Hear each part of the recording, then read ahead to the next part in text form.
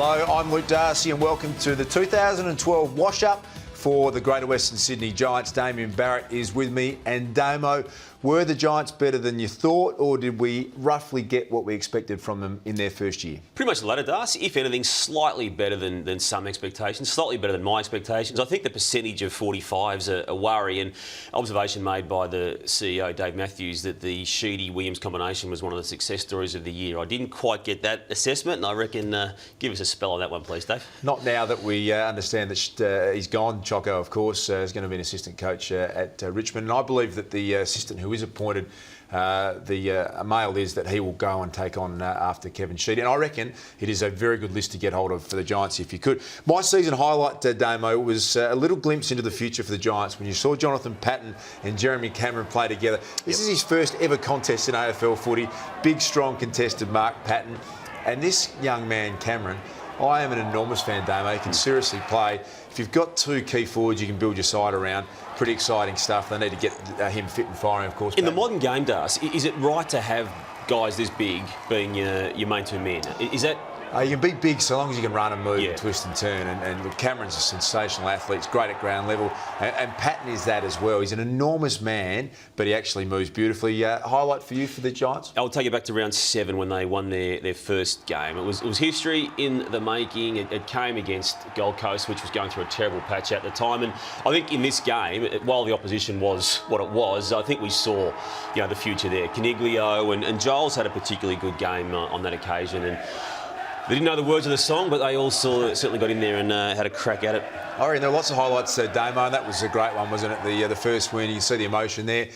Season low light for me was the older players they recruited broke down, not through any fault of their own, but Satanta didn't get firing, O'Halpin, Dean Brogan, Reece Palmer and James McDonald just didn't quite get out there. Ditch them all now, the older players? They've had their go? I think it's just about run its race. It was good list management. I like the idea of getting those bigger and older and more experienced players around, but with the exception of one or two, maybe Chad Corns gets a second year. Yep. I'm putting Izzy Folau into the low light bracket, Dust. Not for what he's done. It's just that I don't see him actually doing anything from this point on in an AFL sense, Dust. Are you serious? I mean, 100%. I think every now and then, Damo, you're allowed to say you got it wrong. You're allowed to put your hand up and apologise to Israel.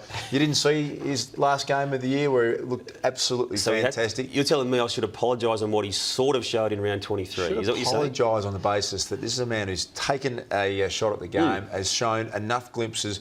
I mean, we're going to talk about Carmichael Hunt in the wash-up when we go through the Suns, who's been unbelievable. No, he's been okay. Cut this man some slack. It's a fantastic story that he's actually... No, he's taken a lot of money out of the game, Dust. I've had enough of him because he's not going to make it at AFL. Now, Christmas bonus. Who's going to get the bonus there for the GWS? Callum Ward for me, Damo. I hate to say it because I'm shattered he's not playing for my old side. He's only 22. He's a brilliant competitor, has been a great leader. The way he's gone about it, I reckon it's a perfect fit because they've got a lot of these hard, tough, aggressive, solid midfielders. Yep. He led the way beautifully. Better than you thought he was as a player? Look, you don't know how someone's going to go in a young side as a young leader. Yeah, absolutely. He's gone better than I would have thought at the start of the year. Your bonus for the Giants? Yeah, I'm going to go with the young guy, Toby Green, who I think would be winning the NAB Rising Star if he hadn't been suspended. He's got a bit of mungle about him. He's got a few tricks. I reckon he's got an old head on a young shoulder. And to me, he just looks the goods as well as anyone's looked in his first season of footy. Brilliant debut season and would have been a certainty you would have thought for the Rising Star had he been available. All right, we are going through the good stuff. How about the chopping block? Who gets the flick at the end of the year for the Giants? Well, not so much about the flick at the end of the year, but Izzy Folau's in a crucial stage of his progress through the game because there are NRL offers coming back his way, Parramatta Eels in particular, and while he's still got a 2-year contract with the AFL, there's a delicate stage of a process now that he's going through. Does he stay and commit fully to AFL? And I think he's going through that right now. You are relentless on Israel Folau. How about just supporting the game and its growth? What about yours, Das? They need to get sorted out a home base, Breakfast Point.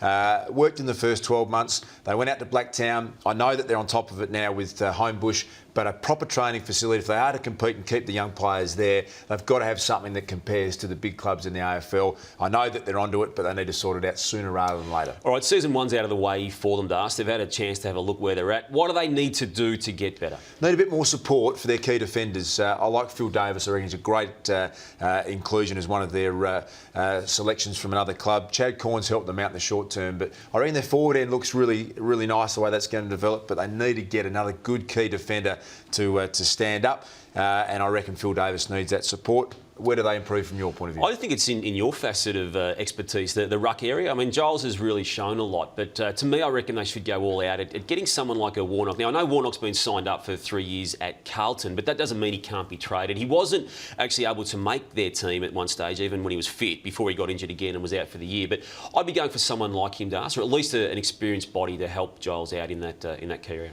Yep, I like the sound of that. To the future, next year, 2013, where have you got the Giants? I've got them stagnating, Das. I just don't see them having any great improvement on this year. 2 wins this year, maybe 3 they might eke out of next year, but their percentage to me was a real worry, and I want to know where you think they're going to be I think, like you, Damo, they'll probably finish last again next year. But having said that, if you could have a list that you want to coach, yep, and they're looking for the replacement for Kevin Sheedy, I would be wanting to take the Giants job. That is going to be a fantastic list. Damo, that is the wash-up for the Giants in 2012.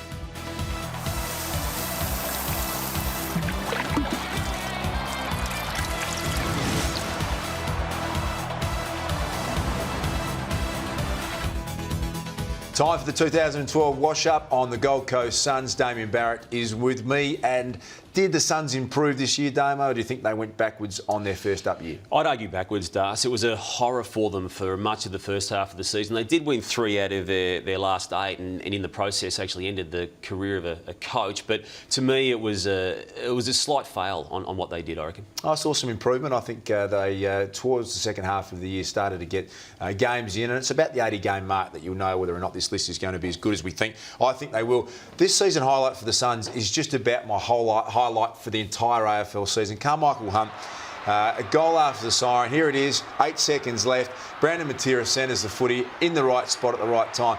I love the composure that he showed. Amazing. It's just fantastic. I mean, is it because he hasn't rehearsed that as a kid 1,000 times in his life, like an AFL kid would have? I think it's a reflection of the character that he is. He is composed. He's a great leader.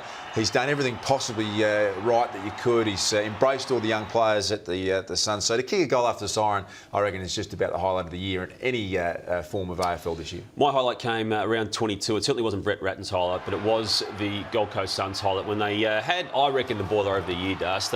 This goal here by Caddy, just sealing and completing that extraordinary victory. It was their... It was one of the few highlights I thought for the year. But there were signs in this game that pointed to the future in a way that will have Guy McKenna quite happy right now. And this haunting look here at Brett Ratton, that was officially it for him. Yeah, and it was absolutely, I reckon, the biggest upset of season 2012. A low light, Damo, for me was their loss to the Giants in round 7. It was the 2 young lists coming together. They had a year's advantage, a lot riding on it. When they went down to the Giants on that day, I reckon that was their lowest ebb for the entire year. I thought it came, in my reckoning, was when Nathan Bock went down with a broken leg early in the season. Best and fairest winner and playing really good footy. You could argue he was actually in his career best form, in a career that was already pretty full of highs anyway. And to me, that whatever they had by way of hope for 2012 went out the window when he broke that leg in that clash there with De Boer. Time to hand out the Christmas bonus, Damo, for the Gold Coast Suns. And there's one who jumps out at me, and I'm going to go back to Carmichael Hunt, who was just magnificent, Damo. It's about time you supported the players that Christmas have come across. Bonus. He's getting more money than any other player in the competition. Damo, why isn't it a bonus? You tried to have him career ended before it even started. Look what he's doing. Smashes into Jonathan Brown, rips back in after the football. Everyone who doubted him said he couldn't play, said he was a gimmick like you, Damo, said it was a joke. Time to eat your words. He has been fantastic. Well, here's my Christmas bonus, man, who just passed. Just let me enjoy a bit of Carmichael before he kicks the goal, before you move on.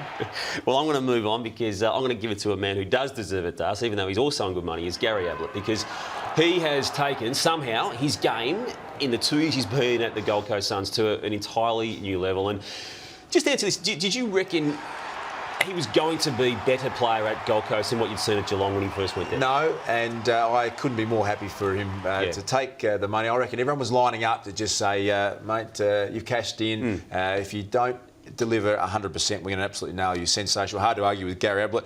Let's get to the tough conversation. Who's on the chopping block, Damo, for you? My chopping block is a bit of a harsh one. It's Michael Richard-Talley, who is one of the initial aged recruits for the club.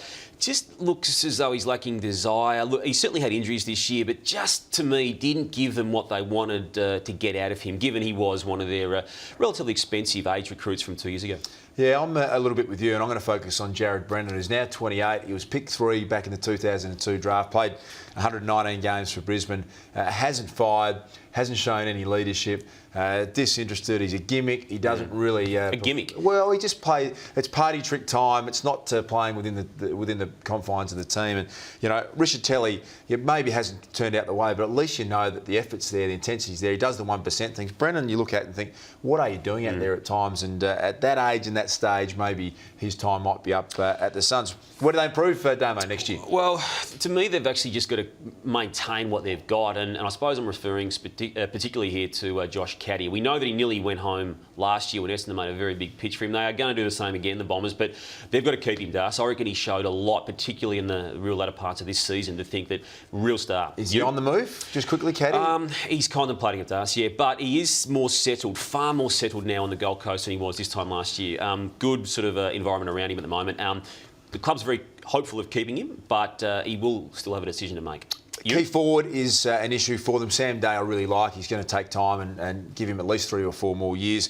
The Giants have got Patton. They've got Cameron, who look fantastic. Is it Kirk Tippett? Can they try and get a bigger, mature age forward? I reckon it's going to be a real priority for them. Your prediction next year for the Suns, where are they going to finish? More the same, Das. Around about the 3, win to 5 win type of result. I was expecting at the start of this year for them to do better. They didn't. I reckon they had a really tough year, and I reckon 3 to 5 would see them out for next year. And you? 3 wins this year, 17th in 2012. I like where they're heading. I think there's going to be more improvement. They're not going to fly up the ladder, but I've got them maybe going up to 16th or 15th, up a couple of positions. Damo, that has been the wash-up for the Gold Coast Suns for season 2012.